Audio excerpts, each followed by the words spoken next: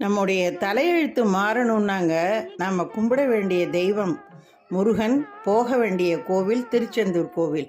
ஓ அப்படியா, இதோ நான் இன்றைக்கே கிளம்புறேன் அப்படின்னு கிளம்புங்க.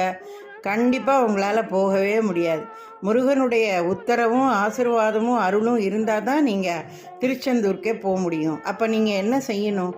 தினமும் காலையில் எந்திரிச்சு உங்கள் பூஜை அறையில் ஒரு சின்ன அகல் விளக்கில் நெய் தீபம் ஏற்றி முருகனுடைய என்னென்ன நாமாவளிகள் இருக்கோ, கந்தர் அலங்காரம், கந்தர் அனுபூதி, கந்த சஷ்டி, வேல்மாறல், இப்படி எந்த பதிகங்கள் உங்களால் படிக்க முடியுமோ படிங்க.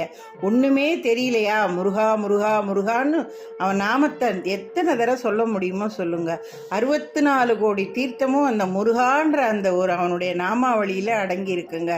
நீங்கள் திருச்செந்தூருக்கு முருகன் உங்களை கூப்பிடுற வரைக்கும் இதை தொடர்ந்து செய்யுங்க. கண்டிப்பாக முருகன் உங்களை கூப்பிடுவாங்க.